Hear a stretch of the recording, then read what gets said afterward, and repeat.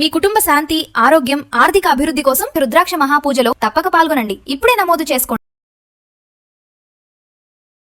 నమస్తే రమగారు. నమస్తే చే రమగారు, ఏదైనా సిరీస్ చెప్పుకుందామండి. ఒక ఒక 4, 5, 6 ఎపిసోడ్లు వచ్చేలాగా. 5, 6 రావు, 4 వస్తాయి. ఓ చెప్దాం. ఇది ఈ పుస్తకాల్లో ఎక్కడో దొరికింది నాకు. సీతం రాజు గారు దీని రైటర్. వారి పేరు క్లియర్ గా అందుకొని బాలమిత్ర కథలు చెప్పుకుంటాం మనం, రైటర్ పేరు తెలీదు. బాలమిత్ర కథ అనుకుంటా. బాధగా ఉంటుంది. అంటే చిటి కథలు వేరు, సిరీస్ ఒక 4 భాగాలు సిరీస్ అంటే పెద్ద పుస్తకం. అది ప్రింట్ లో వచ్చిందంటే పాపం ఎంత కష్టపడి ప్రింటింగ్ అది చేయించుకుని ఉంటుంటారు. వాళ్ళ పేర్లు చెప్పలేకపోయానని బాధగా ఉంటుంది నాకు. పేరు కనపడదు దీంట్లో. మాత్రం శనగల్లో సీతం రాజు అని ఉంది పేరు. ఇది బాగా పాత పుస్తకమే, మనకు దొరికింది కూడా ప్రింట్ పాతగా ఉంది, కానీ భాష లేటెస్ట్ భాష. ఓ జానపద గాథ.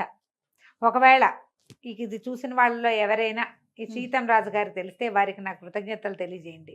అవకాశం ఉండి ఒక మెసేజ్ వీడు మాకు తెలిసాను, మా వాళ్ళే అను కనుక మీరు ఏదైనా చెప్తే నేను చాలా సంతోషిస్తాను. వీరమల్లుడి సాహసాలు కథ పేరు. ఈ వీరమల్లుడు అనేవాడు జయంతి నగరంలో ఒక పేద కుటుంబంలో జన్మించిన కుర్రాడు. వాళ్ళ నాన్న పేరు గోపయ్య మల్లుడు అని చెప్తారు. చిన్నప్పుడే తల్లి పోయిందట. పిల్లవాడు పుట్టినప్పుడు తల్లి గతించింది. ఇలాగా తల్లులు పోయినప్పుడు పూర్వకాలం ఎలా ఉండేదంటే తల్లి చావు పిల్లవాడని, వీడు మంచివాడు కాదని, వీడి వల్లే వీళ్ళ అమ్మ పోయిందని ఇలాంటి భావాలు రేకెత్తుతాయి జనాలు. ఇప్పుడు రేకెత్తినా కొంతమంది అంటారు, కొంతమంది అనరు, పట్టించుకోరు. పైకన్న వాళ్ళు కనుక గట్టి వాళ్ళు అనుకో, ఆ మాట స్థిరపడిపోతుంది. ఈ పిల్లాడిని ఎవరు పెద్దగా పట్టించుకునే వాళ్ళు కాదు. వీడు నష్టజాతకుడు అన్న ఫీలింగ్ ఉండేది. మల్లుడికి గోపయ్యకి మాత్రం చాలా ప్రీతి ఉండేది పిల్లవాడంటే. ఎంతో ముద్దుగా చూసేవాడు, గారాభంగా చూసుకునేవాడు. అతి గారాభం ఎక్కువ అయ్యేసరికల్లా పిల్లలు లొంగరు. వీడికి మాట వినడు, ఆటకాయితనం, పరమ సాహసం, ఎక్కేయటం, దూకేయటం, విసిరేయటం అవి ఎక్కువ. చుట్టాల్లో పక్కాల్లో ఎవరితోటి స్నేహ సంబంధాలు లేవు బడికి. ఎవరింటికైనా వెళితే అల్లరి చేసేసేవాడు, ఏడిపిచ్చేసేయటం, వస్తువులు తీసేసేయటం. నదురు బెదురు లేదు, ఇంట్లో అదుపు లేదు. తల్లి ఉంటే ఏదైనా మంచి ముక్కలు చెప్పుకునేదేమో, ఈ చెప్పేవాళ్ళు కూడా లేరు. తండ్రి వాడు ఏం చేసినా ఆయన ఏమనేవాడు కాదు. వాడి కోరిక తీర్చడం, వాడు ఏదైనా కావాలంటే ఎట్లా కొట్లా ఆ కోరిక తీర్చేయాలని ఉండేది. ఇప్పుడు ఉన్నారు కదా అట్లాంటి వాళ్ళు. ఆయనకి పుత్రప్రేమతో కళ్ళు మూసుకుపోయినాయి. పిల్లాడు ఏదైనా బళ్ళో పంపిస్తే వాడు సరిగా చదవపోయినా దండించి వాడిని లైన్లో పెట్టే పందా ఆయన చెయ్యాల. అసలు ఏదో కట్టలు కొట్టుకుని తెచ్చుకునేవాడు, ఏదో చిన్న పని చేసుకుని తెచ్చిన డబ్బంతా కొడుకేదా అనే పోసేవాడు. ఇట్లా పెరిగి పెరిగి వాడికి 12, 14 సంవత్సరాలు వచ్చినాయి. 12 ఏళ్ళు వచ్చాక ఇక వీడు పాఠశాలకి పనికి రాడు అని తేలిపోయింది. స్కూల్లో ఒక్క ముక్క నేర్చుకునేవాడు కాదు. ఎంతసేపు అక్కడికి వెళ్ళా, ఇక్కడికి వెళ్ళా, ఆ గోడెక్క, ఈ గొట్టుకెక్క, ఎవరి తోటలో నా జామకాయలు కంటికి నద్రగా కనబడితే కోసేయ్య. అల్లరి, ఆటకాయితనం, పనికి సోమరితనం. అల్లరికి మాత్రం మంచి దుందుడుకు. ఈ దుడుకు స్వభావంతో పిల్లవాడు పెద్ద 12 ఏళ్ళు అయ్యాక పాఠశాల నుంచి తీసిపారేస్తారు వాడిని. వీడికి ఏం రాదు, మేము వీడికి పాఠం చెప్పమని. ఇక అట్లా అట్లా అట్లా కొంచెం 16 సంవత్సరాలు వచ్చాయి. అసలు ఇంటికే రావటల్లా. తండ్రికి వీడికి 12వ ఏట ఎప్పుడైతే బళ్ళో నుంచి తీసేశారో అప్పటి నుంచి ఆయనకి దిగులు మొదలైంది. అకాల వృద్ధాప్యం వచ్చేసింది మీదకి. కొడుకు చేతికి అందకుండా పోతున్నాడు అని. ఆ గురుగారి దగ్గర ఈ గురుగారి దగ్గర బతిమలాడి అడిగినా ఏమీ లాభం లేదు. ఎవరు పెట్టుకునేవాళ్ళు కాదు. మీ వాడు అల్లరి, మా వల్ల కాదు, మిగిలిన వాళ్ళు చదువు పాడైపోతుంది. ఇతని మీద కొంచెం మర్యాద ఉన్నా ఆ గౌరవాన్ని ఆ కుర్రాడు ఉంచుకునేవాడు కాదు. రోజులు ఇట్లా గడిచే 16 ఏళ్ళు వచ్చినాయి. అసలు ఈ మధ్య వాడు ఇంటికే రావటల్లా. ఆయన వాడు ఎక్కడెక్కడో తింటాడు, ఎక్కడెక్కడో తిరుగుతాడు, తోటల్లో దొడ్లలో పడి తిరుగుతాడు. ఏ స్నేహితుడితో ఎవరితోటో కాసేపు పడితే వాళ్ళతో ఒక ముద్ద తినేస్తాడు, ఇంకంతే. ఇంటికి కూడా రాకుండా అయిపోయాడు. డబ్బులు అవసరమైతే వస్తాడేమో, ఏదో తండ్రి దగ్గర ఏమైనా ఉంటే కాస్త తీసుకోవడం, వాటితో పాటు తినేవాడు వాటితోటి. ఆ ఊళ్ళలో పూటకుళ్ళ ఇల్లు ఉండేవి, ఎవరి సత్రాలు ఉండేవి. ఆ టైంకి వస్తే అల్లరివాడో దుండుకువాడో అన్నం పెట్టేసేవాళ్ళు. వాడికి ఇల్లు అవసరం ఏముంది, వచ్చేవాడు కాదు. ఈయనకి ఇక విసుగు పుట్టింది, ఎప్పటికీ పిల్లవాడు రావట్లేదని. ఇక వాడు ఎక్కడున్నాడో చూసి ఒకసారి కంటితో చూద్దాం అనిపించింది. మెల్లిగా కాళ్ళు ఈడ్చుకుంటూ లేచాడు. ఒక కర్ర పుచ్చుకొని పోటేస్తూ బయటకు వచ్చాడు. వాకిలి తాళం వేసుకున్నాడు. సందు చివర, వీధి చివరికి దాకా నడిచేసరి గల కొడుకు ఎదురుపడ్డాడు. ఎదురుపడి ఈయన అన్నాడు, నాయన ఎంత వచ్చావురా, అసలు ఎంత అలమటించిపోతున్నాను, ఎన్ని రోజులైందో కంటితో చూశాను, నాన్నని చూడ్డానికి వచ్చేవారు ఆ తండ్రి అని పిల్లవాడిని కావలిచ్చుకున్నాడు. అప్పుడు తెలిసింది వాడి ఒళ్ళంతా బురద, పిల్లాడు ఏదో గాభరాగా ఉన్నాడు.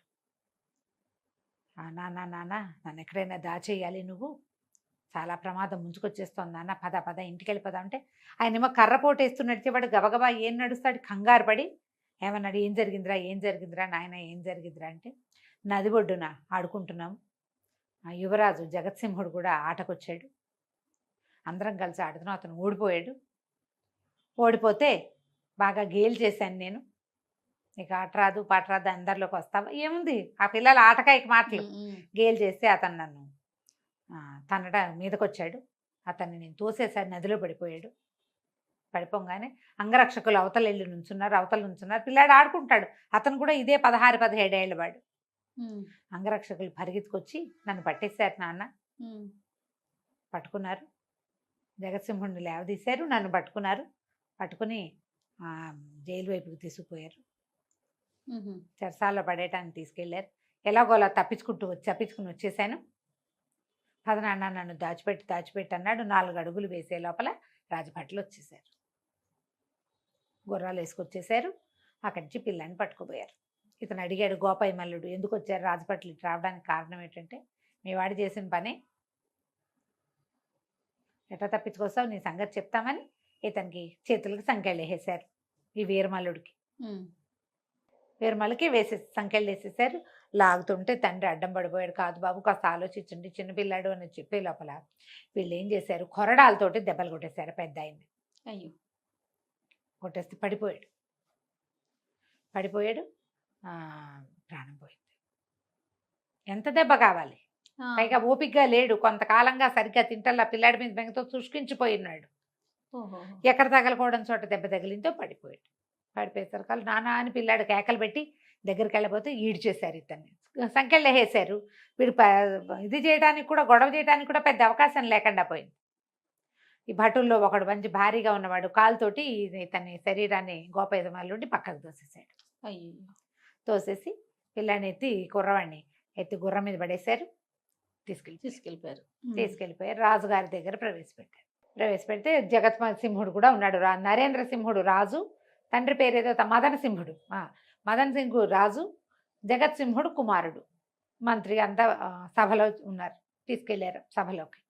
తీసుకెళ్తే ఈ కుర్రాడు అడిగాడు, జగత్సింహుడు రాజుగారి అబ్బాయి అడిగాడు, నన్ను నీళ్ళలోకి తోయటం తప్ప కాదా, ఒప్పుకోమని, నేను ఏ పరిస్థితిలో చేశాను అని చెప్తానంటాడు. వాడు ఒప్పుకోడు కుర్రాడు, రాజుగారి అబ్బాయి. తప్పేనా కాదా, అంతే, అదొకటే కావాలి. తప్పంటే ఈ అబ్బాయి అన్నాడు, సరే తప్పే, ఒప్పుకుంటారు, తప్పే, నీళ్ళలో తోయటం తప్పు. 2 కుర్రాళ్ళు ఆడుకున్నప్పుడు ఒకళ్ళనొకళ్ళు తోసుకుంటారు, అది రాజుగారి అబ్బాయి అయితే ఏంటి, ఇంకో అబ్బాయి ఎంత, నీతో ఆట ఏం కుదురుతుంది మాకు, నువ్వు రాజుగారి అబ్బాయిని నేను అంటే ముట్టనట్టుగా ఎట్లా ఉంటారు, ఆటల్లో అలా ఉండదు కదా, స్పోర్ట్స్ మ్యాన్ స్పిరిట్ అంటారు, స్పోర్ట్స్ మ్యాన్కి ఒక స్పిరిట్ ఉండాలి, అది లేదు అక్కడ.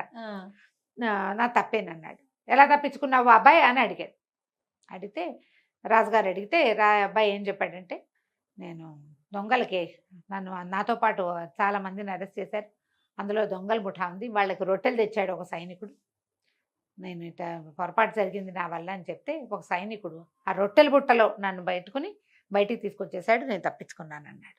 అనేసరికి రాజుగారు అన్నాడు, ఎవరు ఆ సైనికుడు, అతని పేరు చెప్పంటే, అతని పేరు చెప్తే మీరు పేరు చెప్పి మీకు అప్పచెప్తాను నేను, మీరు ఇది నిరంకుశ పాలన, మీరు పరమ నిరంకుశులు, అంత గట్టిగా గట్టిగా చెప్పాడు, నిరంకుశులు మీరు, మీకు అప్పచెప్పను నేను అన్నాడు. అనేసరికి రాజు అన్నాడు, మా నిరంకుశత్వం నువ్వేం కనిపెట్టావు, నువ్వు ఇప్పుడేగా వచ్చావు, మేము నిరంకుశలమా, నువ్వు అలా అంటావా, అంత మాట అంటావా అని అడిగాడు. మరి నిరంకుశులు కాదా, నన్ను పట్టుకోవడానికి వచ్చారు, నా తండ్రి వృద్ధుడు కొరడా దెబ్బలు కొట్టి ఆయన మరణానికి కారణమయ్యారు, మీ వల్లే కదా మీ సైనికులు అట్లా చేస్తారు అనగానే రాజు ఆశ్చర్యపడి, ఏమిటి అట్లా జరిగిందా, మీ తండ్రి మరణించాడా అని ఆశ్చర్యపడింది. చిన్నపిల్లాడు, వీడికి తండ్రి చచ్చిపోవడం అంటే ఎంత బాధ, మరి పైగా వీడిని పట్టుకోవడానికి వచ్చి ఆయన చంపేయటం ఏంటి అనేసరికల్లా జగత్సింహుడు అన్నాడు, ఏం పర్వాలేదు, ముసలాడు అసలు బతికుండకూడదు, ఓ ముసలాడు చచ్చిపోతే వచ్చే నష్టమేం లేదనగానే రాజు నిర్ఘాంతపోయాడు, మంత్రి నిర్ఘాంతపోయాడు. ఇద్దరు వృద్ధులే వాళ్ళు, ముసలాళ్ళు ఒక వయసు వచ్చాక బతికుండకూడదు, పోతే పోయాడు, నీ సంగతి చెప్పన్నాడు. అనేసరికల్లా రాజు అడిగాడు, సైనికుడిని గుర్తుపడతావా అని. వీళ్ళిద్దరు నిర్ఘాంతపోయి ఆహాహా 1 నిమిషం అయ్యాక తేరుకుని యువరాజు ఎంత తెలివిగా మాట్లాడతాడు అన్నారు పైకి. ఆ, ఆ. మంత్రికి నాకు నొప్పిగానే ఉంది, రాజుకి నొప్పిగానే ఉంది అంతేగా. అనేసరికల్లా గుర్తుపడతావా నువ్వు అన్నారు. నువ్వు సైనికుడిని గుర్తుపడతావా అంటే నా సంఖ్యలు వదిలేయండి, పేరు నాకు కూడా తెలియదు, ఉమ్, నేను నడిచి వెళ్తూ గుర్తుపడతా అంటే సరే ఒప్పుకున్నారు. ఓ. ఒప్పుకొని సంఖ్యలు తీయించారు. ఈ రాజుగారి దగ్గర నుంచి కుర్రాడు ఇట్లా నడవడం మొదలుపెట్టాడు. ముందుకి నడుస్తుంటే ఆ సైనికుడు అడిగిపోయాడు.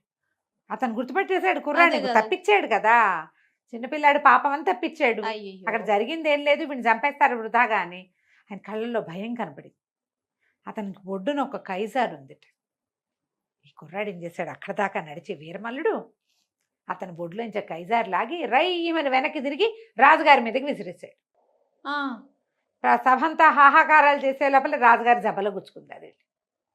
అంత దూరానికి అంత చచ్చిపోయింద దెబ్బ తగలదు, కానీ వాడు సాహసం. మరి రాజుని సభలో పెద్ద పెద్ద కేకలు పెట్టారు, అవురా అవురా వీడిని బంధించండి, చంపేయండి, అదేంటి ఇదేంటి ఆడామని అరిచారు.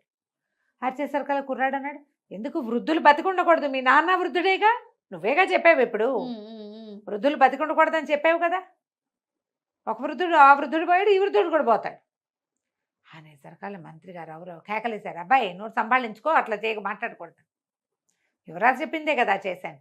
ఉమ్. అక్కడి నుంచి పరిగెత్తుకుంటూ ఆ రాజవైద్యుడిని కేకేసుకొచ్చారు.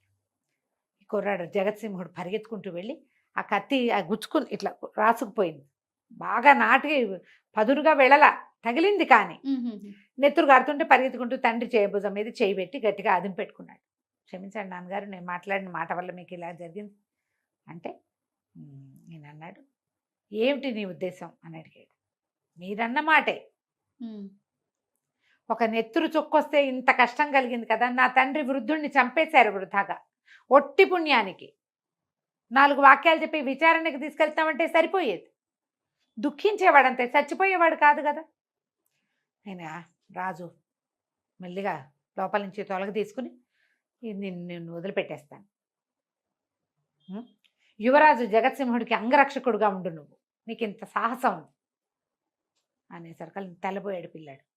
మీరు ఉండమంటే ఉంటానన్నాడు. ఉమ్. జగత్సింహుడు ఒప్పుకోలేదు, వీడికి విద్యాగంధం లేదు, చదువు లేదు, సంధ్య లేదు, పైగా నాతోటి ఇంత ఒట్లాటకు దిగినవాడు, ఉమ్. వాడి నాన్న చావుకి నేనే కారణం అని నమ్ముతున్నవాడు నాకు అంగరక్షకుడుగా ఉంటే ఎట్లా నమ్ముతాం దాన్ని, వద్దన్నాడు. నాకు కుదరదన్నాడు.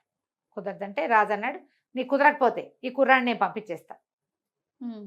నువ్వు ఉంచుకోవద్దు, అబ్బాయి చదువుకో, నీకు గుర్రం, ఓ కత్తి, 1000 వరహాలు ఇప్పిస్తాను. ఇంతలో రాజవైద్యులు వచ్చారు రాజుగారి కట్టుకట్టడానికి. ఈ కాస్త దానికి వైద్యుడు ఎందుకు, రాసుకుపోయింది అంతేనన్నాడు, కానీ కట్టుకట్టారు.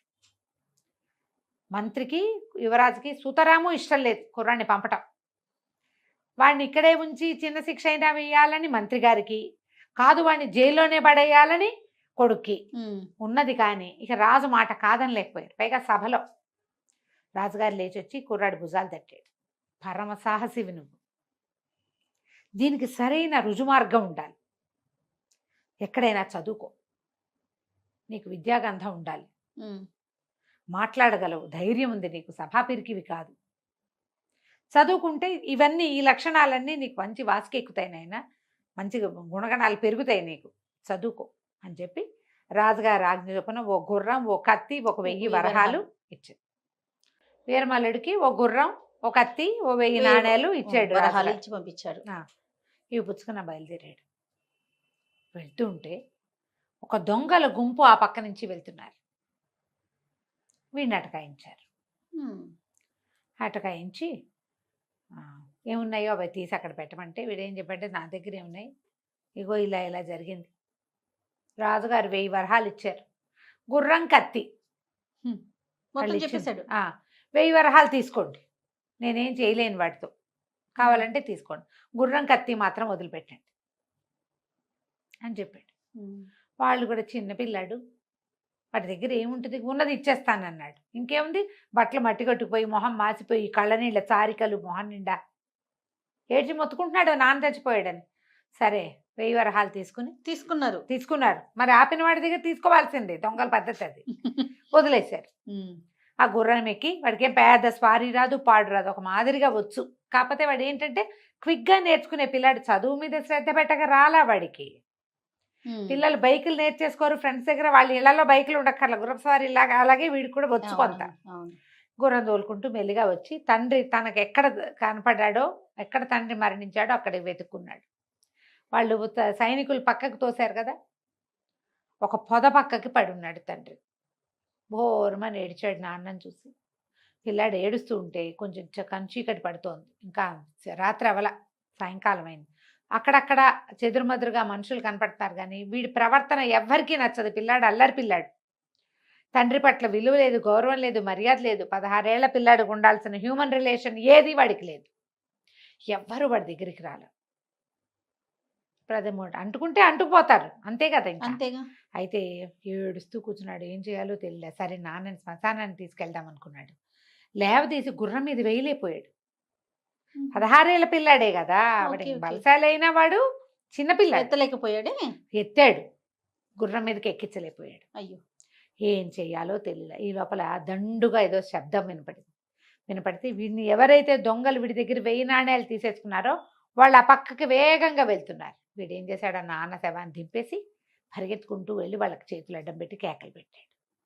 కుర్రాడు ఎందుకు ఆపుతున్నాడు అని ఆగారు. అయితే వీడు వాళ్ళ ఏడుస్తూ, మా నాన్న ఇలాగో ఇలా జరిగింది, తీసుకెళ్ళలేకపోతున్నాను, నాకు సహాయం చేయండి అంటే, వాడు 1000 నాణేలని తృణప్రాయంగా ఏడవకుండా, గొడవ చేయకుండా, ఏమీ అనకుండా వదిలేసిన పిల్లాడిని సాహసానికి మెచ్చుకుని వాళ్ళు, సరే పద మేము వస్తామని కొంతమంది దిగి, నువ్వు నీ గుర్రం ఎక్కరా కుర్రాడా అని వెనకాల తండ్రి బాడీని వేసి, పద నీతో పాటు మేము కూడా వస్తామని శ్మశానానికి తీసుకుపోయి, వీడి దగ్గర లాక్కున్న డబ్బులు ఉన్నాయిగా, ఆ డబ్బులు పెట్టి కొంత డబ్బు ఖర్చు పెట్టి శ్మశానంలో ఇది శవదహనం చేయించేశారు. లాస్ట్ రిచువల్ అయిపోయింది. ఇంటికి వచ్చాడు, వాళ్ళు వెళ్ళిపోయారు, వీడి ఇంటికి వచ్చాడు, స్నానం చేశాడు, బకెట్లో కూర్చున్నాడు. ఇల్లు చాలా చిన్న సుమారైన ఇల్లు, ఏమీ లేవు, ఏదో కుండ చట్టి ఉన్నాయి, డబ్బులు లేవు, ఏం చేయాలో తెలియలే. సరే మర్నాటి నుంచి ఇంట్లో ఉన్న ఏవో కాసిన బియ్యం కూర ఏదో వండుకు తిన్నాడు. ఊళ్ళో 5-6 పండితుల దగ్గరికి వెళ్ళాడు చదువుకుందామని. రాజుగారు చెప్పారు కదా ఆయనకు చదువు కావాలి అని. అప్పటికి వాడికి చాలా బ్యాడ్ నేము, బ్యాడ్ ప్రాపకాండా ఉంది వాడి మీద. బ్యాడ్ నేము మరి తగినట్టుగానే చేశాడు కదా, పైగా రాకుమారుడి మీద హత్య ప్రయత్నం చేశాడని, రాజుగారి మీద కత్తి విసిరాడని, అవన్నీ బయటకు వచ్చేస్తాయి, స్ప్రెడ్ అయిపోతాయి కదా. దాంతో ఇంకా ఎవరు పనికి తీసుకోవాలి, విద్య తీసుకోవాలి. కుర్రాడు అనుకున్నాడు, సరే ఇక్కడ ఉండద్దు, మనం వెళ్ళిపోదాం, వేరే ఊరు వెళ్దామని ఇల్లు వదిలేసి ఆ గుర్రము కత్తి పుచ్చుకుని మయూరి నగరానికి వెళ్ళాలని బయలుదేరాడు. మయూరి నగరం ఇక్కడికి దూరం. అక్కడ ప్రజలు, పాఠశాలలు వెసులుబాటుగా ఉంటాయని, ప్రజలు మంచివాళ్ళని, రాజులు కూడా మంచివాళ్ళని, తర్వాత బాగా భోజనశాలలు అవి బాగా విరివిగా ఉన్నాయని చెప్పుకుంటారు ఇక్కడ. ఆ ఊళ్ళో బాగుంటుంది ఫుడ్ చెప్తారుగా. ఇతను బయలుదేరాడు. మయూరు నగరానికి కొంత దూరంలో ఉండగానే ఒక అడవి ఉంది. ఆ అడవిలో ఈ గుర్రానికి దాహం ఇస్తుంది, వాడికి దాహం ఇస్తుంది, ఆకలిస్తుంది. ఏవో దొరికినవి తిన్నారు ముందంతా, తర్వాత ఇంకేం దొరకల. గుర్రము వగరుస్తోంది, వేడికి వగర్పుగానే ఉంది, ఆకలి మాడిపోతోంది. సరే ఇంకా దాని మీద ఎక్కి దాన్ని పరిగెత్తించుని కొద్దీ ఆయాసమే కదా, దిగి మెల్లిగా గుర్రపు కళ్ళాలు చేత్తో పుచ్చుకుని నడవటం మొదలుపెడితే ఓ పక్కకి నడవగా ఒక పురాతన దేవళం బయట ఒక ముసలి మా అమ్మ కూర్చుని కనపడ్డారు. ఆశ్చర్యపోయాడు. ఇంత నట్టడవిలో నీళ్లు లేవు, తినడానికి ఆహారం, పండు కాయ కసరు కూడా దొరకకుండా ఉన్న చోట ముసలమ్మ కూర్చునుంటే, అంటే కుటుంబం ఉంటేనే, ముసలి అమ్మలు చంటి పిల్లలు ఒంటరిగా ఎట్లా ఉంటారు, వాళ్ళకి ఎవరో ఉండాలి. దగ్గరికి వెళ్ళాడు. ఎవరబ్బాయి నువ్వు అంది. నేను ఎవరైతే నీకెందుకు, నువ్వెవరో చెప్పు, ఈ అడవిలో ఎందుకున్నావు నువ్వు అంటే ముసలిది నవ్వింది బోసి పళ్ళతోటి, బోసి నవ్వు. నువ్వు నాకు చెప్పపోతే నేను నీకు చెప్తానా అంటే, అది కాదవ్వా, నేను జయంతి నగర్ నుంచి వస్తున్నాను, మయూరి నగరానికి వెళ్ళాలి, చాలా దాహంగా ఉంది, కాస్త మంచినీళ్ళు దొరుకుతాయా అంటే, లోపల ఉన్నాయి వెళ్ళమంటే అది ఒక పెద్ద మందిరం లాంటిది, పెద్ద ఇది కనపడుతుంది, కానీ పురాతనమైనది. లోపలికి వెళ్తే బ్రహ్మాండమైన కాళికాదేవి విగ్రహం ఉంది. ఇంత పొడుగున 4 చాపి హోమ్మని నుంచుని దయచేసి ఆశ్చర్యపోయాడు. అక్కడ పూజ చేస్తున్నట్టుగా కనపడుతున్నాయి పళ్ళు, కొబ్బరికాయలు, పువ్వులు, పసుపు, గంధం, లోపల సాంబ్రాణి వాసన. ఓ పక్కగా దేవళంలో ఓ పక్కగా కుండ ఉంది, తాగమంది నీళ్ళు. ఏం చేసాడు, వీడికి ఆకలిస్తుంది కదా, ఆ పళ్ళు చూసేసరికి ఆకలి విజృంభించింది. ఈ మహాకాళికి అనేక అనేక నమస్కారాలు చేసి కూర్చుని శుభ్రంగా కొబ్బరి పేజు కొట్టుకుని కొబ్బరికాయ చిప్పల్లోంచి ముక్కలు తీసుకు తినేశాడు. అన్ని కొబ్బరి ముక్కలు తిన్నాడు, 4 అరటిపళ్ళు తిన్నాడు, మంచినీళ్ళు తాగాడు. తాగాక తను తిన్న అరటిపళ్ళ పెచ్చులు, మిగిలిన కొబ్బరి అంతా అక్కడ ఉన్న ఓ పళ్ళెల్లో వేసుకుని ఆ కుండ చేత్తో పుచ్చుకొచ్చాడు బయటికి. ఆ ముసలమ్మ కేసు చూడలే ఇంకా. సాహసి వాడు, చేయదలుచుకుంది చేసి అసలు పారేస్తాడు అంతే. అది తీసుకెళ్ళి ఆ పెచ్చుల గుర్రం ముందు పెట్టాడు. గుర్రం టగా తినేసింది. తినంగానే కుండ దాని ముందు పెట్టాడు మంచినీళ్ళకి. గుర్రం మూతి అందులోకి వెళ్ళల. వీడు ఏం చేశాడు, వరలో ఉన్న కత్తి తీసి దాన్ని మూతి చెక్కేశాడు. ఆ ఈ కుండది చేస్తే కుండ ఇంత ఓపెన్ అవుతుందా, అమ్మాయి మంచినీళ్ళు తాగింది గుర్రం, ప్రశాంతంగా ఉంది. ఈ ముసలమ్మంది, ఏరా కుర్రాడా, కుండ కాస్త పగలగొట్టేశావు, రేపటిలా నాకు మంచినీళ్ళు అన్నది. రేపటి సంగతి తర్వాత, ముందు మా ప్రాణం నిలవాలి కదా అని వచ్చి కూర్చున్నాడు. నా ఆకలి దాహం తీరినాయి, అలసట తీరిపోయింది, చల్లగా ఉంది ఇక్కడ.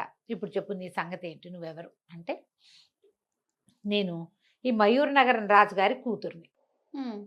నేను యుక్త వయసులో ఉండగానే ఒక రాక్షసుడు, ఒక మాంత్రికుడు నన్ను ఎత్తుకుపోయాడు. వివాహం చేసుకోమని చాలా బలవంత పెట్టాడు. బలవంత పెడితే నేను ఒప్పుకోలే, ఏం చెప్పినా సరే. అందుకని నన్ను ముసల్దానిగా మార్చేశాడు. ఓహో, ముసల్దానిగా మార్చేస్తే అప్పటి నుంచి ఈ దేవళం దగ్గర పడి ఉంటున్నాను. ఒక మునీశ్వరుడు చెప్పాడు, ఒక బాలుడు నీకు సహాయం చేస్తాడు. ఆ బాలుడు గనక ఎవరైనా నీకు సహాయం చేస్తే నీకు ఈ ముసలి రూపం పోతుందన్నాడు. ఏ బాలుడు, బాలుడు పేరు చెప్పాడా, బాలుడు గురించి చెప్పాడా అని అడిగాడు.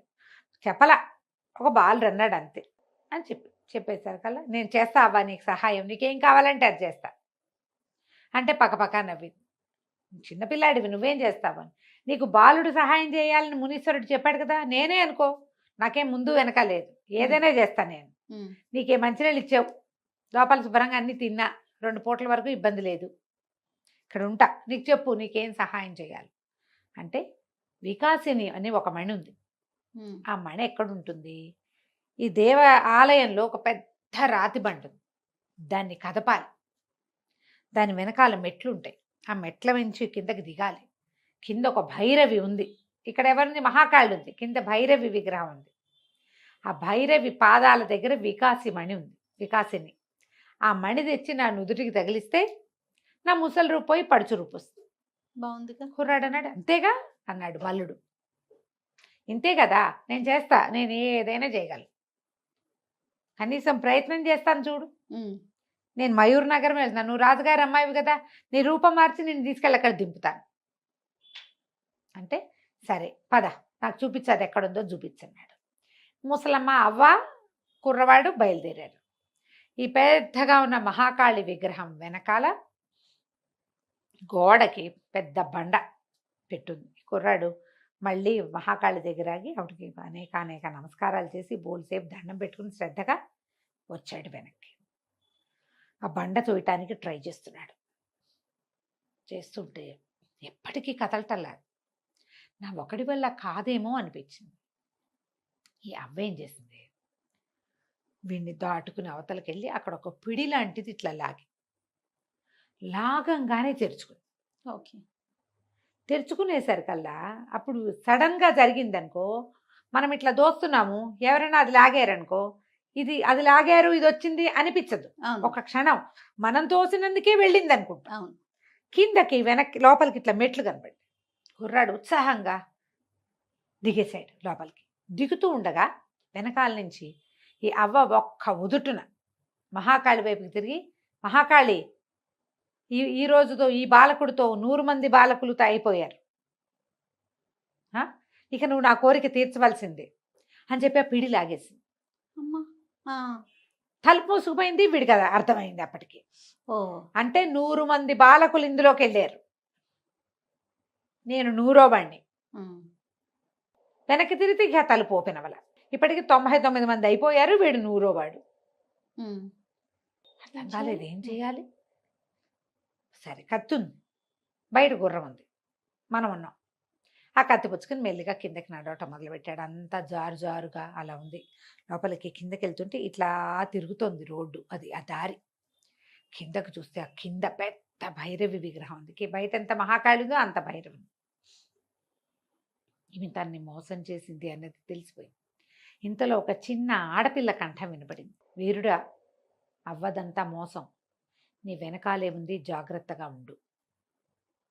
అది ఇట్లా మలుపులాగా తిరిగి వెళ్తుంది. ఈ మలుపు దగ్గర వీడు జాగ్రత్తగా వెనక్కి తిరిగి చూస్తే ఈ గోడ దగ్గర నుంచి ఆ అవ్వ ఇంకో పక్క నుంచి వస్తున్నది కనపడుతోంది. అర్థమైంది. అమ్మ వస్తోంది. ఎవరిదో ఆడగొంతు మాత్రం హెచ్చరించింది, చిన్న పిల్ల గొంతు, ఒక ఆడపిల్ల. సరే ముందుకు నడిచాడు. అవ్వ ఏం చెప్పింది, పాదాల దగ్గర వికాసిని మణి ఉంది, తీసుకురావాలి. అక్కడ దాకా వెళ్ళాడు.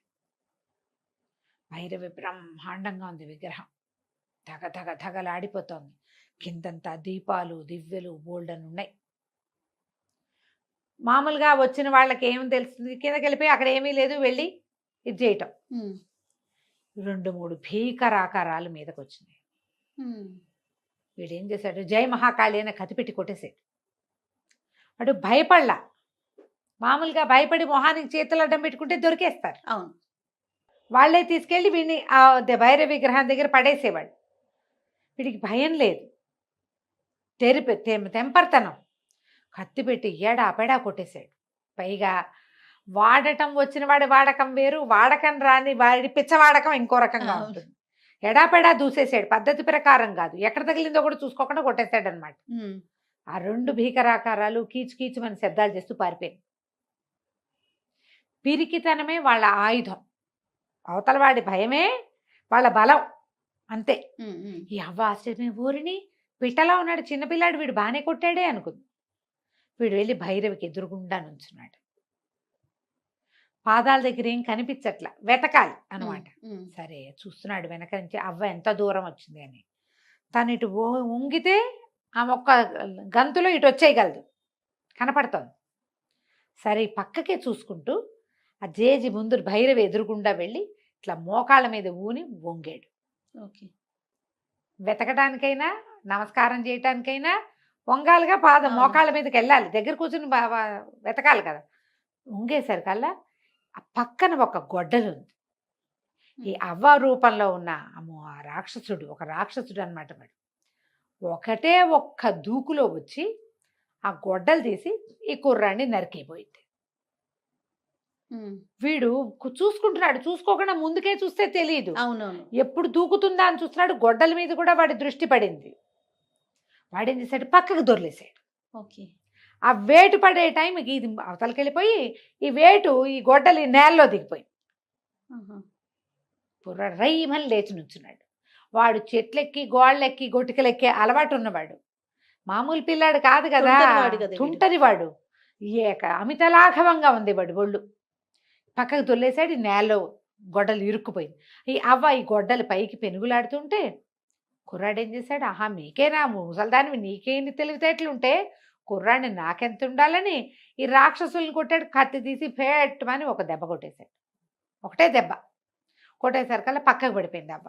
పడిపోగానే వీడు ఏం చేశాడు, ఆ నేలలో ఉన్న గొడ్డల్ని ఆ ముసలి రూపంలో ఉన్నవాడు లాగలేకపోయాడు, కానీ వీడు ఒక్క దెబ్బతో లాగేసి ఆ అవ్వ తల కాస్త నరికేశాడు. ఎత్తున రక్తధారలు. ఆ రక్తం ఎప్పుడైతే వచ్చిందో భైరవి ప్రత్యక్షమైపోయింది. చూడ్డానికి ఇంత భయంకరమైన రూపం ఉంది, కానీ ప్రత్యక్షమైనప్పుడు ఆమె సౌందర్య రాశిలాగా. సభాష్ మల్లు, చాలా మంచి పని చేసావు. వీడు ప్రచండు అనే రాక్షసుడు 100 మంది బాలకులని ఇది చేస్తానని బలిస్తేనే ఈ వికాసిని అనే మణి కోసం ఇంత ప్రయత్నం చేశాడు. 99 మంది అయిపోయారు, నువ్వు 100వ వాడివి. వాడికి దక్కవలసిన వికాసిని మణిని నీకు దక్కిస్తున్నాను, ఇదిగో అని మణి చేతిలో పెట్టింది. ఈ మణిని తదేకంగా చూసి నీ మనసులో నువ్వు ఏది కోరుకుంటే అది అవుతుంది. ఇల్లు వాకిళ్ళు డబ్బు దశకం మనుషులు దీంతో రాంది లేదు. దాంతోపాటుగా మొండెము తల ఉంటే వాళ్ళని ప్రాణాలు కూడా రక్షిస్తుంది. ఓహో. బాగుందిగా. బతికిస్తుంది ఈ మణి అని ఆ మణి చేతిలో పెడితే వీడు సంతోషించాడు, చాలా సంతోషపడ్డాడు. అక్కడి నుంచి ఏం చేశాడు, ఆ మణి తీసుకున్నాడు. ఆ భైరవి దగ్గర అంతా మళ్ళీ అప్పుడంతా నెత్తురుగా అయింది కదా, ఆవిడ మళ్ళీ మాయమైపోయింది. వీడు ఏం చేశాడు, ఆ ముసల్దాని మెడ తెరిగిపోయిందిగా, నరికేసిన మరుక్షణం రాక్షసుడు బయటపడ్డాడు. ఒక పెద్ద మొండెం ఇంత తల, ఆ తల మొండెం ఒక దగ్గరగా పెట్టి దాన్ని బతికించమని కోరుకున్నాడు. రాక్షసుడు లేచి కూర్చుంటే, ఈ మణి కోసం ఇంత ప్రయత్నం చేసావు, అమ్మ ప్రత్యక్షమై నాకు ఇచ్చింది, నీ దారి నువ్వు పో, దీని జోలికి రావద్దు, నిన్ను బతికిస్తున్నాను నేనని చెప్పి బతికించి వదిలేశాడు. అప్పుడు ఇతనికి గుర్తొచ్చింది, ఏదో స్త్రీ స్వరం వినపడింది. ఎవరు అని వెతకడం మొదలుపెట్టాడు. ఎవరు ఇందాక నాతో మాట్లాడింది, అవ సంగతి చూసుకోమని చెప్పింది ఎవరంటే, ఆ గుహకి ఒక పక్క భాగం నుంచి చిన్న పిల్ల, ఒక 12 ఏళ్ల పిల్ల 13 ఏళ్ళలో ఉంటే బయటకు వచ్చింది. ఎవరు నువ్వు అన్నాడు. నేను పేరు మర్చిపోయాను, ఏదో పేరు కథ అంతా గుర్తుంది, పేరు మర్చిపోయింది చూసావా, అయిపోయింది, ఇదే లాస్ట్ చెప్పాడు. ఇప్పుడే ఫినిష్ చేయాలిగా, ఎక్కడున్నామో అక్కడ గుహలో ఒక పక్క భాగం నుంచి, అది చిన్న దీనిలాగా ఉంది, లోపలికి ముడతలాగా ఉందన్నమాట. అందులోంచి ఒక చిన్నది, ఒక 12-13 ఏళ్ళ అమ్మాయి బయటకు వచ్చింది. ఈ అమ్మాయి ఎవరు, ఇక్కడ ఎందుకుంది, వీరమల్లు సాహసాలు. ఇతను కిందున్న త్రిపుర భైరవి మందిరంలో అవ్వని చంపేశాడు. వాడు ఒక రాక్షసుడు అయ్యాడు, రాక్షసుడిని బతికిచ్చాడు కూడా. ఆ అమ్మాయిని అడిగాడు, ఎవరు ఏమిటి, ఒక పిల్ల కనిపించింది, ఒక 12-13 సంవత్సరాల వయసు ఉంటే, ఎవరు నువ్వు ఇక్కడికి ఎట్లా వచ్చావు అని అడిగితే, ఆ అమ్మాయి ఏం చెప్పిందంటే, ఈ అడవికి అవతలున్న ఒక పల్లెటూరు మాది, నేను మా అన్నయ్య పుట్టాక మా అమ్మ చనిపోయింది, మా నాన్న 2వ పెళ్లి చేసుకున్నాడు, ఆవిడ చాలా బాధలు పెట్టేది, మా అన్నయ్య నేను ఇంకా ఈ అడవి అవతల మా అమ్మమ్మ గారి ఇల్లుంది, వెళ్దామని బయలుదేరాము. అడవి మధ్యలో మాకు ఈ ముసలి మా అమ్మ కనపడింది. అయితే మా అన్నయ్య కూడా నీకు చెప్పిన కథే చెప్పింది, నేను రాజకుమార్తెనని, నా మాంత్రికుడు చెరలో ఉన్నానని, ఆ వికాసిని మణి తెస్తే నాకు ఇది శాప విమోచనం అవుతుందని చెప్తే, మా అన్నయ్య నన్ను అక్కడ వదిలిపెట్టి లోపలికి వచ్చాడు. నేను వాళ్ళ వెనకాలే వెళ్ళాను, అడవిలో ఒకదాన్యం బయట ఒకదాన్యం ఉండలేక. ఈ అవ్వ ఎప్పుడైతే ఆ తలుపేసేసిద్దో నాకు అప్పుడే తెలిసిపోయింది మా అన్నయ్యని చంపేయబోతోంది అని. నేను అవ్వని అనుసరించి లోపలికి వచ్చేసాను. అవ్వ అది తలుపు తీసుకొచ్చిందిగా, మళ్ళీ లోపలికి వచ్చింది కదా అవ్వ, ఆమె వెనకాల వచ్చాను కానీ నేను చిన్నపిల్లని అవటంతో నేనేమి చేయలేకపోయాను, మా అన్నయ్యని చంపేసింది అని ఏడ్చింది పిల్ల.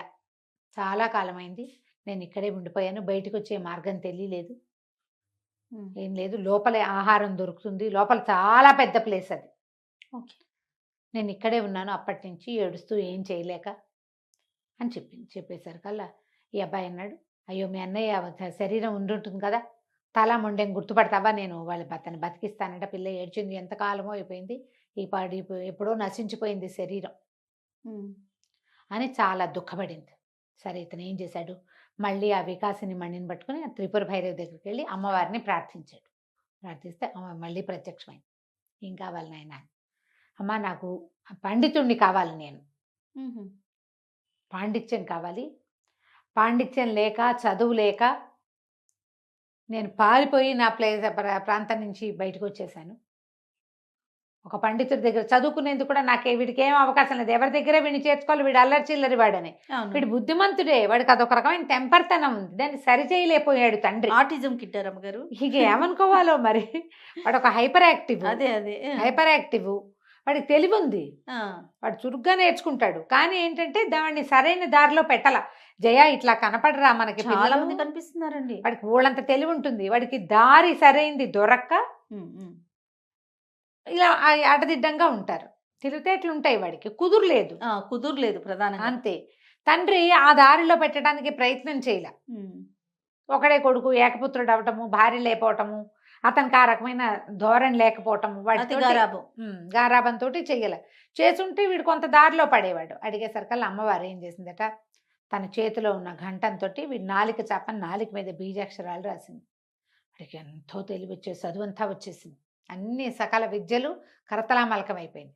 అప్పుడు ఆవిడ ఏం చెప్పిందంటే, ఈ పిల్ల పేరు జగదీశ్వరి, అబ్బాయి మీ ఇద్దరు విధి వంచితులే, నీకు ఎవరు లేరు, ఆ పిల్లకి ఎవరు లేరు, ఆ అమ్మాయిని వివాహం చేసుకో, మీ ఇద్దరు కలిసి ఉండండి అని చెప్పి అమ్మవారు వెళ్ళిపోయింది.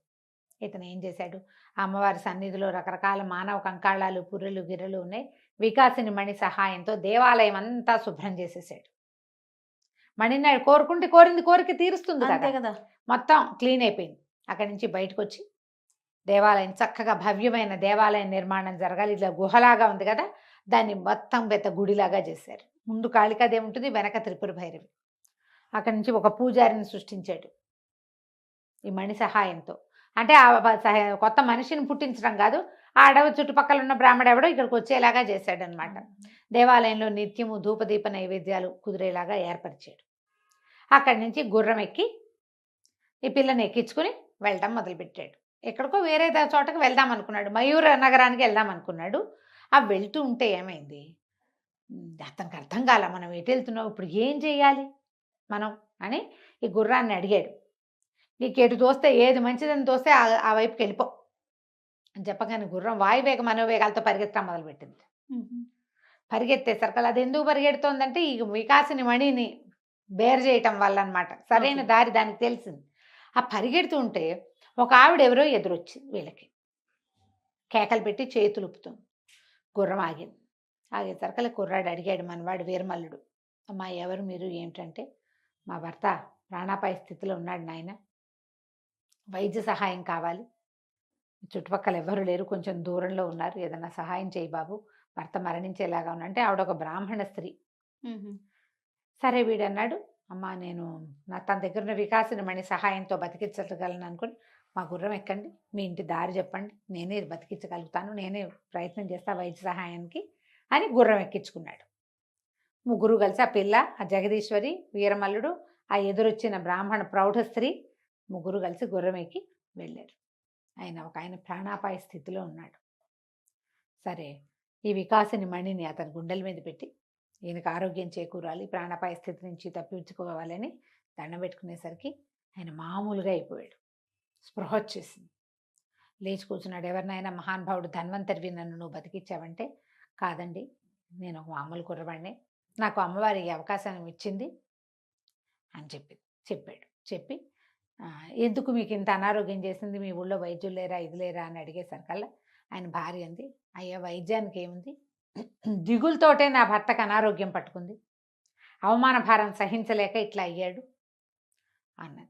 అనేసరికల్లా ఈ కుర్రాడు మళ్ళీ అడిగాడు, ఆయన ఎందుకు అవమానపడ్డారు, బ్రాహ్మణుల్ని అవమానించకూడదే, బ్రాహ్మణ్ని అవమానించకూడదు, ఆ కాలం అది, మీకు దగ్గరలో దేవాలయాలు ఉన్నాయి, పక్కనే రాజుగారు మయూర నగరం దగ్గరలో ఉంది, మీకు పూజ జరగకపోయినా పర్వాలేదు కానీ అవమానం జరగకూడదు అంటే, ఎవరో అవమానించడం కాదయ్యా, సొంత శిష్యుడే ఈయన్ని అవమానించాడు, ఆ శిష్యుడు చేసిన అవమానాన్ని సహించలేకే ఆహారం తీసుకోక నిద్ర లేక ఇలా జబ్బుపాలు పడ్డాడని చెప్పింది ఆవిడ. ఏమిటి ఏంటని బాగా అడిగాడు. అడిగేసరికల్లా ఈయన ఏం చెప్పాడంటే, ఈయన ఒక గురువు, ఈయనకి ఒక కాంపిల్య నగరానికి చెందిన ఒక మహానుభావుడు, ఒక ఆయన, ఒక ఋషి, ఈయనకి చక్రనేమి అని ఒక ఉంగరాన్ని ఇచ్చాడు. ఉంగరం పేరు అది చక్రనేమి, దాని పేరు. ఆ ఉంగరం చాలా మహిమాన్వితమైంది. మనం ఏ విద్య చెప్తున్నామో, విద్య చెప్పే గురువు, అది శిష్యుడికి పూర్తిగా అందేందుకు ఉపయోగపడే ఉంగరం అన్నమాట అది. ఓకే. అయితే నా దగ్గర వీరభద్రుడు అని ఒక శిష్యుడు చేరాడు. వాడు ఆ ఉంగరాన్ని కొట్టేశాడు. ఎందుకు కొట్టేశాడంటే, ఈయనకి పరకాయ ప్రవేశం అది వచ్చు. పరకాయ ప్రవేశం కోసం అతను బాగా వెంబడబడి అడిగేవాడు. శిష్యులందరికీ తలా ఒక విద్య ఏదో నేర్పించేవాడు. ఈ పరకాయ ప్రవేశము ఇలాంటి ప్రత్యేకమైన విద్యలు మనుషుల్ని బట్టి నేర్పాలి. వాడు దుర్మార్గుడు, మంచివాడు కాదు, కపటి. అంత కపటంతో ఉండేవాడికి, జుత్తులు మారివాడికి నేర్పకూడదని నేను చెప్పలేదు. ఆ పరకాయ ప్రవేశ విద్య కోసం పదే పదే అడిగి నేను కాదనేసరికి ఈ చక్రనేమిని దొంగిలించి పారిపోయాడు. ఓహో. ఆ ఉంగరం పోయేసరికి నేను నా విద్యను కోల్పోయినట్టుగా ఉంది నాకు. అక్కడికి అతను ఎక్కడో రాజుగారి దగ్గర శిష్యుడు, దీనికి ఆస్థాన గురువుగా చేరాడు. అక్కడికి వెళ్ళి బతిమలాడాను, ఆ చక్రనేమి ఇచ్చేసేయి అని ఎంత బతిమలాడినా వాడు ఇవ్వలేదు. సరి కదా, అవమానించి పంపించాడు. దాంతో ఆ అవమానాన్ని తట్టుకోలేక నేను ఇట్లా అనారోగ్యం పాలయ్యాను ఓకే అని చెప్తే, ఎక్కడున్నాడు ఆ వీరభద్రుడు అని అడిగాడు. అడిగితే జయంతి నగర ఆస్థాన గురువుగా ఉన్నాడు. జయంతి నగరం ఏది, వీడు పారిపోయి చేసిన నగరమే, అదే కదా, వీడు సొంత ఊరు అని అన్నాడు. మీరేం బాధపడకండి, మిమ్మల్ని అవమానించిన మీ శిష్యుడి చేతే మీ కాళ్ళు పట్టిస్తాను నేను అనేసరికి ఆయన నవ్వొచ్చింది. నాయన చిన్నపిల్లాడివి నువ్వు, ముక్కుపచ్చలారలేదు, ఏ 16, 17 ఏళ్ళు ఉన్నాయో నీకు. ఇంత చిన్న వయసు వాడివి, రాజస్థాన ప్రవేశం కూడా దొరకదు నీకు.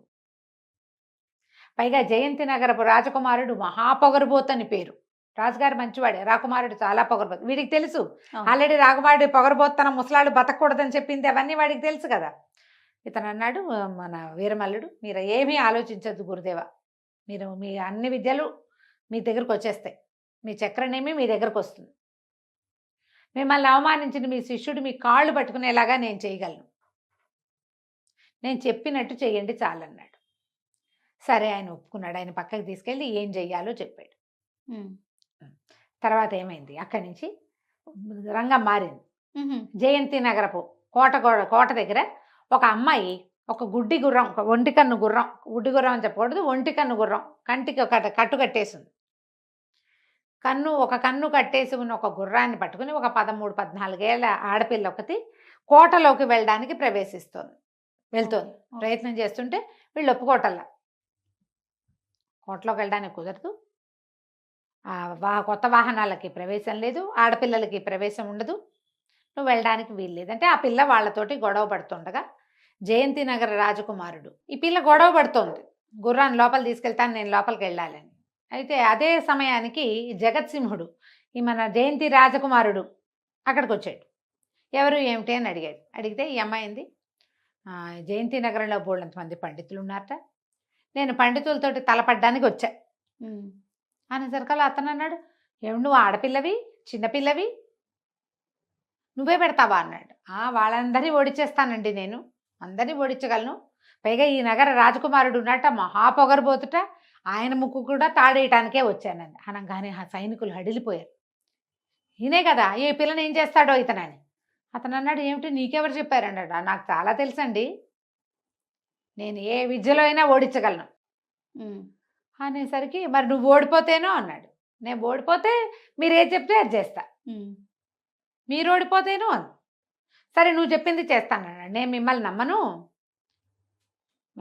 మీకు సరైన మాట తీరు లేదు, రాజుగారిని నమ్ముతా, నన్ను లోపలికి తీసుకెళ్ళండి, రాజస్థాన ప్రవేశానికి కల్పించండి, పందెం పెట్టుకుందాం, ఓడిపోతే రాజకుమారుడు నేను ఏది అడిగితే అది చేస్తాడు అని రాజుగారు ఒప్పుకోవాలి. ఓకే, ఎవరినైనా ఓడిస్తాను, పాండిత్యం కానీ యుద్ధ విద్యలు కానీ ఏ విషయమైనా, నార్మల్ జనరల్ మ్యాటర్స్ అయినా సరే నేను ఎవరినైనా జయించగలను. ఆ పిల్ల దానికి విచిత్రంగా ఉంది. అంతకుముందు దాని మాటలు ఎలా ఉన్నాయి, ఇప్పుడు ఇవన్నీ నేను మామూలు మాటలు చెప్తాను, అది పల్లెటూరు యాసతోటి మాట్లాడుతోంది. ఓకే, సేతానండి సోతానండి అంటోంది. ఈ అమ్మాయికి మామూలుగా మాట్లాడడం కూడా రాదు, మర్యాదైన సంభాషణ కూడా రాదు, పల్లెటూరు మాట, చదువుకున్న మాట కాదు అది. చదువుకున్న వాళ్ళ భాష కొంచెం వేరుగా ఉంటుంది కదా, కల్చర్డ్గా ఉంటుంది. ఇది అట్లా కనిపించట్లా, పల్లెటూరు పిల్లగా ఉంది ఇది. పల్లె పిల్ల ఇలా పండితుల్ని ఓడిస్తాను, విద్వాంసుల్ని ఓడిస్తాను, రాకుమారిని ఓడిస్తానంటే ఎట్లా ఉంటుంది. సరే ఇదేదో ఒక హాస్యపు సంఘటనగా కూడా దారి తీయచ్చు అనుకుని రాకుమారుడు అన్నాడు, ఈ పిల్లని లోపల పంపించండి, లోపల గుర్రాన్ని గడ్డేయించండి అని చెప్పాడు. లోపలికి వెళ్ళింది. సాయంకాలం వేళ మర్నాడు పొద్దున కోట లోపల పెద్ద సభ తీర్చారు. తీరిస్తే సభలోకి గుర్రంతో సహా వచ్చింది అమ్మాయి. చిన్నపిల్ల, 13 ఏళ్ళది. వచ్చి గుర్రానికేమో కంటికి ఒక కట్టు కట్టి ఉంది. రాజుగారు ఎదురుగుండా నిలబెట్టారు. జగత్సింహుడు నవ్వుతూ చెప్పాడు, నిన్న సాయంత్రం ఈ అమ్మాయిని లోపలికి ప్రవేశపెట్టాం, ఈ అమ్మాయి పండితుల్ని ఓడిస్తానంటుంది, ఎవరినైనా ఓడిస్తానంటుంది, దీని సంగతి ఏంటో కనుక్కోండి అనేసరికల్లా పిల్లంది, నేను ఎవరినైనా ఓడించగలను, ఏ విషయమైనా నాకు లెక్కే లేదు, కాకపోతే మహారాజు గారు మాట ఇవ్వాలి. ఎందుకంటే యువరాజు అయితే మాట మీద నిలబడ్డు, అసలు అతనికి మాటే కుదురలేదు అంటోంది ఓపెన్గా, కుదిరే లేదు, ధైర్యవంతురాలు. కానీ రాజు ఏది చెప్పినా సరే చేస్తాడు ఖచ్చితంగా, అందుకని మహాప్రభు మీరేదంటే అది అనేసరికల్లా రాజుకి ఉత్సాహం వచ్చింది. చిన్నపిల్ల సాహసం ఏమిటి, ఏం ధైర్యంతో ఈ మాట చెప్తోంది, అదేమిటో చూద్దామనుకున్నారు. ఏం చేసిందో ఆ చిన్నపిల్ల ఈ రాజధానిలో, ఇక్కడ రాజసభలో మనం చూద్దాం మళ్ళీ వచ్చే భాగంలో. ఒక అమ్మాయి ఒంటికంటి గుర్రాన్ని తీసుకుని రాజసభలోకి వెళ్ళింది. రాజుగారిని ఏమడిగింది, మీరు నేను అడిగిన దానికి రాకుమారుడు ఓకే అంటాడా అని అడిగింది. రాజుగారికి మంత్రి గారికి కూడా మంచి సరదా వచ్చింది. చిన్నపిల్ల ఇంత ఛాలెంజ్ చేస్తుంటే, సరే నువ్వు ఏ విషయంలో పోటీ చేయదలుచుకున్నావో చెప్పు అంటే, మరి నేను అడిగిన షరతుకు ఒప్పుకుంటారా? నేను ఏది అడిగితే అది రాకుమారుడు, లేదా ఏది అడిగితే అది మీరు చెయ్యాలి. ఒప్పుకున్నారు. ఒప్పుకున్నాక ఏ విషయంలో నువ్వు పోటీ పడతామన్నారు. నేను పాండిత్యం విషయంలో కూడా పోటీ పడతా, జనరల్ విషయాల్లో కూడా పోటీ పడతా, యుద్ధ విద్యల విషయంలో కూడా పోటీ పడతా, మీరు ఏది పెడితే అది అనేసరికల్లా సరే మా ఆస్థాన గురువుగారు ఉన్నారు, పండితుడు ఉన్నాడు వీరభద్రుడు. ఈయనెవరు? పాత గురువుగారిని మోసం చేసిన వీరభద్రుడు ఇక్కడ ఉన్నాడు కదా. వీరభద్రుడు గురువుగారు ఉన్నారు, వీరభద్రుడు ఈయనతోటి పోటీ పడమన్నారు. పోటీ పడిన సరికల్లా ఆయన అన్నాడు, ముక్కు పచ్చలారలేదు, పిల్ల పిచ్చికలా ఉంది, ఈ పిల్లతో నాకు పోటీ ఏమిటి అనేసరికల్లా, పిచ్చికా పిట్టాకేముందండి, ముఖే ముఖే సరస్వతి, ఎవరి ముఖంలో ఏ సరస్వతి ఉందో మీరు ఏది కావాలంటే అది నాతో మాట్లాడదంటే ఆయన అన్నాడు, నువ్వు ఏం చెయ్యాలి, నీకేం కావాలి అంటే, మాకు అది నేను చెప్పిన వాళ్ళ కాళ్ళు పట్టుకోవాలి అని చెప్పింది పిల్ల. మీరు ఓడిపోతే, నేను ఓడిపోతే మీ కాళ్ళు పట్టుకుంటా, మీరు ఓడిపోతే నేను చెప్పిన వాళ్ళ కాళ్ళు పట్టుకోవాలి మీరు అంటే, అడుగు నీ ఇష్టం ఏదో అన్నాడు. అడగంగానే పిల్ల అడిగింది ఇదేమిటి అని గుర్రాన్ని చూపించింది. ఆయన ఇదే గుడి గుర్రం అన్నాడు.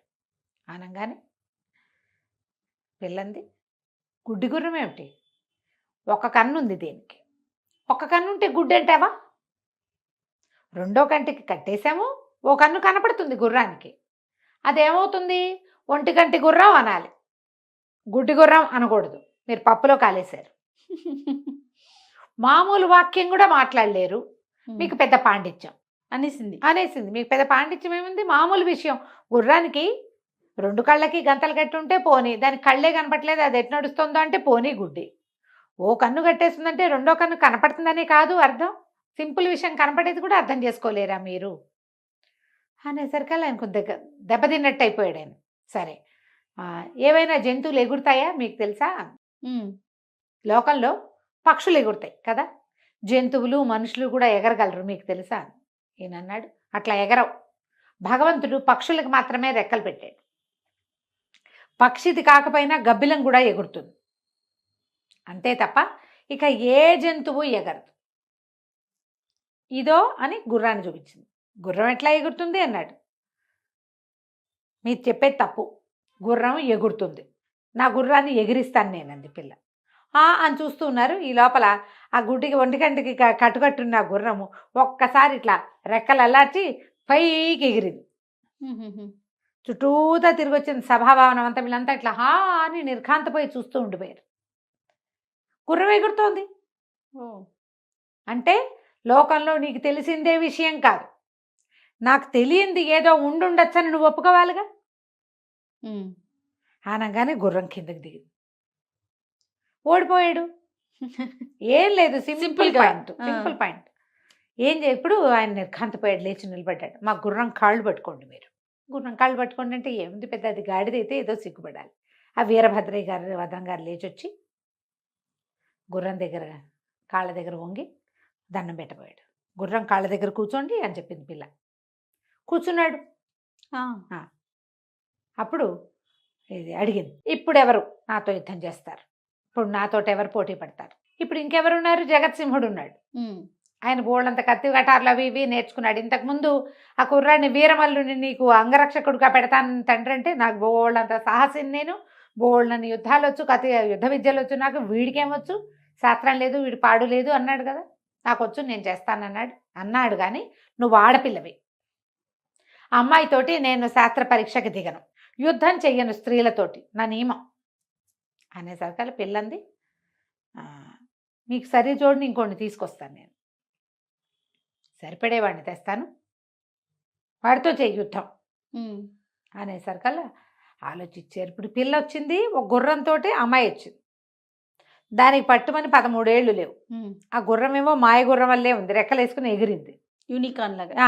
ఇప్పుడు దీన్ని ఏం చేయటం అని ఆలోచించి, సరే నువ్వెవరిని పిలుస్తావో పిలువంటే, ఇదిగో నీ సరిజోదు అని ఇలా చేయి చూపించింది. చేయి చూపిస్తే గాల్లో కత్తి తను నిలబడింది అక్కడ. అనగానే తను అన్నాడు, మన రాజకుమారుడు గట్టిగట్టిగా అరిచాడు, కేకలు పెట్టాడు, ఇది మోసం, ఏదో మాయమంత్రం జరుగుతోంది ఇక్కడ, మంత్రాల వాదితోటి ఎట్లా పరీక్షకి దిగుతాము, ఇందాక ఆల్రెడీ గురుగారిని వీరభద్రం గారిని గుర్రం కాళ్ళ దగ్గర కూర్చోబెట్టింది మాయతోటే. ఉమ్, ఇదేదో మాయల మరాఠీలతోటి నేను యుద్ధం చేయను అన్నాడు. ఆనంగానే గాల్లో నుంచి ప్రత్యక్షమయ్యాడు వీరమల్లుడు. అక్కడ నువ్వు మాయ ఏం చేయక్కర్లా, నేనే కనపడుతున్నాను కదా, ఉమ్, నన్ను గుర్తించే ఉంటావు, నాతో చేయి యుద్ధం అన్నాడు. రాజుకి మంత్రికి గొప్ప సరదా వచ్చింది. వాళ్ళు ఈ కుర్రాడిలో ఉన్న స్పార్క్ని కనిపెట్టారు. ఉమ్, అందుకని ఏం చేశాడు రాజుగారు, మాట ఇచ్చిన ప్రకారం 1000 వరహాలు గుర్రము కత్తి ఇప్పించారు. ఆ కత్తి తనిచ్చిన కత్తే. ఓకే. కుర్రాడు 2 నెలలు తిరగకుండా వచ్చేసాడు ఉమ్, యుద్ధం చేయటానికి సిద్ధంగా. అక్కడి నుంచి రాజకుమారుడు ఏమంటారు జగత్సింహుడు, రాజకుమారుడు ఆయన జగత్సింహుడు, వీరమల్లు ఇద్దరు యుద్ధం చేయటం మొదలుపెట్టారు. కత్తి యుద్ధం 2 నిమిషాల్లో రాకుమారుడి చేతిలో కత్తి కాస్త కింద పడిపోయింది కత్తి. పడిపోగానే ఇప్పుడు ఏమయ్యాడు రాజకుమారుడు, పాదాక్రాంతుడైపోవాలి. చేతులు కట్టుకుని వెనకాల చేతులు కట్టుకుని నుంచో అని చెప్పింది అమ్మాయి. ఉమ్, చేతులు కట్టుకుని నుంచో నువ్వు అని చెప్పి ఈయనకి వీరభద్రుడికి, మీరు వీరభద్రం గారు ఏం ఒప్పుకున్నాడు, నేను ఎవరి కాళ్ళు పట్టుకోమంటే ఆ కాళ్ళు పట్టుకుంటాను అన్నాడు. గుర్రం కాళ్ళు పట్టించాం. సరే, అయితే ఈ వీరభద్రం గారు నేను ఏది అడిగితే అది అన్నారు కదా ముందు మీరు. వీరభద్రం గారి గుండు కొట్టించి సున్నబొట్లు పెట్టించి గాడిద మీద ఊరేగించండి, వెనకాల మా గుర్రం కూడా వెళ్తుంది. ఉమ్, ఏం చేస్తారు, ముందు మాట ఇచ్చారు. సరే, వీరభద్రం గారి గుండు కొట్టించారు. ఆయన సకలాభరణ లాంఛనాలు తీసి అక్కడ పెట్టించారు. గురువుగారి చక్రనేమి ఉంగరం ఉంది అందులో, ఉమ్, అవన్నీ తీసి అక్కడ పెట్టారు. గుండు చేయించి గుండు మీద సున్నబొట్లు పెట్టించి మొహానికి మసిరాసి గాడిద మీద ఎక్కించి ఆ గాడిద వెనకాల గుర్రాన్ని పంపించారు. పంపించాక రాజుగారు అడిగాడు, అబ్బాయి ఈ అమ్మాయి ఎవరు, ఈ 1 గంట గుర్రం ఎక్కడిది, నీకు ఇంత విద్య ఎట్లా వచ్చింది అనగానే ఆ కుర్రాడు చెప్పాడు, నాకు ఒక మణి సహాయం దొరికింది. నేను నా అత్యంత సాహసంతో అమ్మవారిని త్రిపుర భైరవిని ప్రసన్నం చేసుకున్నాను. ఆమె నాకు అన్ని విద్యలు ఇచ్చింది, అన్ని విద్యలు వచ్చినాయి, అందుకని కత్తి విద్య కూడా వచ్చేసింది. ఇప్పుడు వీరభద్రుడు అనే ఆయన మేము ఆశ్రయించిన ఒక గురువు గారి పురాతన శిష్యుడు. గురువుని మోసం చేసి ఆయన యొక్క విద్యా రహస్యమైన చక్రనేమి అంగుళీకాన్ని కాజేశాడు. గురువు ఇక్కడికి వచ్చి అంగుళీకం ఇచ్చేసేయి అని అడిగినా కూడా గురువుని అవమానించాడు. అందుకని మా గురువే ఆ గుర్రం రూపంలో వచ్చిన ఆయన, అది మీరిచ్చిన గుర్రం కాదు.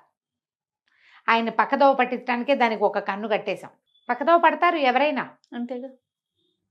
చివరికి వీరభద్రం గారు తన గురువుతో పాటే పక్కనే వెళ్తూ గాడిద మీద ఎక్కి ఊరేగాడు. ఆయన తన అవమానానికి తగిన శాస్తి చేశాం. నేను ఈ విద్యలన్నీ నేర్చుకున్నాను అని చెప్తే రాజుకు మంచి సంతోషం వచ్చింది. ఎందుకంటే ఈ కుర్రాడిలో స్పార్క్ కనిపెట్టాం, కానీ వీడి దగ్గర ఒక టెంపర్తనం ఉంది.